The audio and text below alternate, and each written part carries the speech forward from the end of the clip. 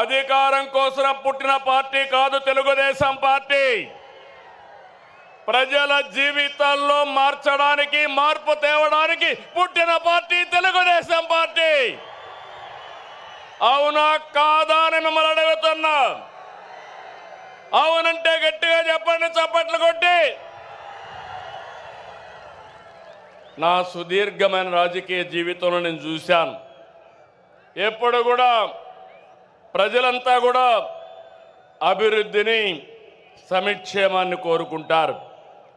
ఇంకో పక్క పార్టీ ఎలా ఉండాలో, పాలన ఎలా ఉండాలో చెప్పడంలో తెలుగుదేశం పార్టీ ప్రస్థానం ఒక కేస్ స్టడీ.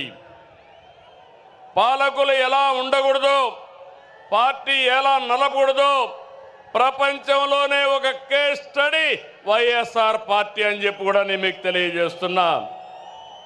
తెలుగుదేశం పార్టీ ప్రజా ఉద్యమాలు, పోరాటాలు, ఎన్నికలు, గెలుపులు కొత్త కాదని చెప్పి నేను మీకు తెలియజేస్తున్నా. గత ప్రభుత్వంలో 5 సంవత్సరాలు మనం పోరాటాలు చేశాం.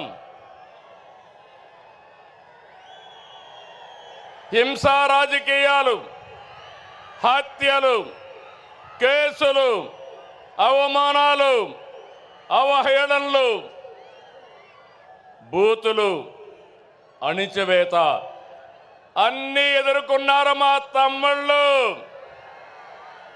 మా ఆడబిడ్డలు. మీరే నా బలం, బలగమని మరొకసారి గుర్తు చేస్తున్నా. మొన్నటి విజయం వెనుక కార్యకర్తల పోరాటం ఉంది, మీ త్యాగం ఉంది, మీ కష్టం ఉంది. విధ్వంస రాష్ట్రాన్ని పునర్నిర్మిస్తామని మన మిత్రుడు జనసేన అధినేత పవన్ కళ్యాణ్ గారు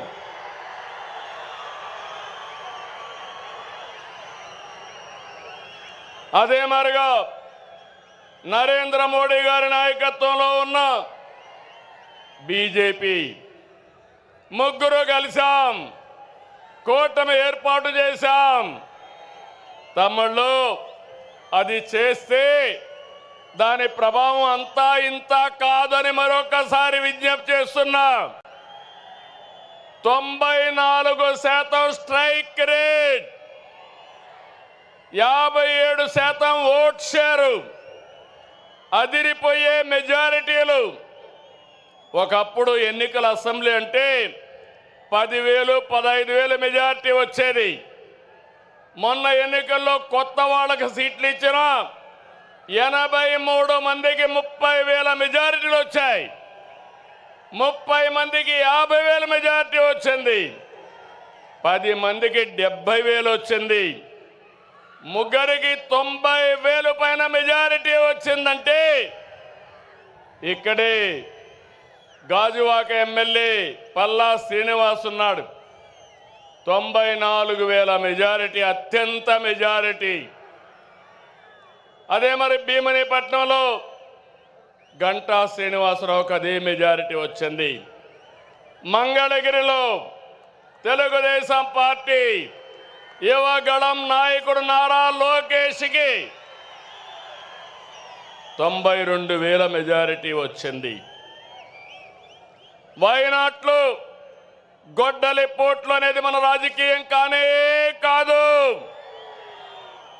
ప్రజలిచ్చిన అధికారాన్ని బాధ్యతలా భావించి ప్రతి క్షణం కష్టపడి పనిచేయడం మన విధానం. ఏడాదిగా అదే చేస్తున్నాం. సరిగ్గా ఏడాది క్రితం రాష్ట్రంలో చిమ్మ చీకట్లలో అస్తవ్యస్త పరిస్థితిలో ఉంది. విధ్వంస పాలనతో రాష్ట్రం 30 సంవత్సరాలు ఎన్నికెళ్ళింది. తమ్ముళ్ళు, 10 లక్షల కోట్ల రూపాయల అప్పులు, 1,20,000 కోట్ల రూపాయలు బకాయిలు, వడ్డీని 40,000 కోట్లు సంవత్సరానికి. ఇది కాకుండా అసలు కట్టాలి, మళ్ళా మీ అందరికీ పనులు చేయాలి. ప్రభుత్వ ఉద్యోగాలకి జీతాలు ఇవ్వలేని పరిస్థితి. అయితే కష్టాలు చూసి బెదిరిపోలేదు, సవాళ్లను చూసి పారిపోలేదు. అనుభవంతో ఆలోచించాను. తమ్ముళ్ళు, క్లేమోర్ మైన్స్కే భయపడని నేను సమస్యలకు భయపడతానా అని మీ అందరికీ విజ్ఞప్తి చేస్తున్నా. ఆ మనోధైర్యంతోనే ముందుకు పోయాం. ఇటుక ఇటుక పేర్చుతూ విధ్వంసమైన రాష్ట్రాన్ని పునర్నిర్మాణం వైపు ముందుకు పోతున్నాం. ఏడాదిలో ఎన్నో సంక్షేమ కార్యక్రమాలు, అభివృద్ధి కార్యక్రమాలు చేసి మన సత్తా చూపించే కార్యక్రమంలో ముందుకు పోతున్నాం. నేను ఒకటే ఎన్నికల ముందు చెప్పాను, అభివృద్ధి, సంక్షేమం, సంపద సృష్టి, నిరంతరం ఈ పేద ప్రజల జీవన ప్రమాణాలు మెరుగుపరచడం నా జీవిత ఆశయం అని చెప్పి కూడా నేను మీకు తెలియజేస్తున్నా. ఈరోజు మీరు చూడండి, సంపద సృష్టించడం తెలిసిన పార్టీ తెలుగుదేశం పార్టీ. సంక్షేమ కార్యక్రమాలకు నాంది పలికిన నాయకుడు, ఆరాధ్యుడు నందమూరి తారక రామారావు గారు అని చెప్పి నేను మీకు తెలియజేస్తున్నా. అదే నేను ఆలోచిస్తున్నా. నా కష్టం నా కోసరం కాదు, నన్ను నమ్ముకున్న ఈ జన సముద్రం కోసమని మరొకసారి విజ్ఞప్తి చేస్తున్నా. మామూలుగా అయితే ఇంతమంది రారు. మీలో నేను చూస్తున్నా, ఇది అవుతానే పిలిచి సన్మానం చేస్తాం. కోడూరు నుంచి 60 సంవత్సరాల వయసులో సైకిల్ వేసుకొని కడప మహానాడుకు వచ్చాడంటే అది తెలుగుదేశం పార్టీ పైన ఉండే అభిమానం. వారిని చూడండి తమ్ముళ్ళు, ఇలాంటి కార్యకర్తలు ఉన్నారంటే ఈ పార్టీకి పూర్వ జన్మ సుకృతం. తమ్ముళ్ళు గట్టిగా చప్పట్లు కొట్టి అభినందించండి. ఒక స్ఫూర్తి ప్రదాత. పార్టీ అంటే ఇట్లుండాలి. మనం అందరం ఈ మారిగా ఉంటే ఇంకా వైఎస్ఆర్ కాంగ్రెస్ పార్టీకి అడ్రస్సే ఉండదు. అవునా కాదా? ఉంటామని చెప్పండి. అలాంటి కార్యక్రమాలతో ఈరోజు ముందుకు పోతున్నాం. నెల నెల పింఛన్లు ఇస్తున్నా మనం ఏ స్థాయిలో సంక్షేమం అందిస్తున్నాయో చెబుతుంది.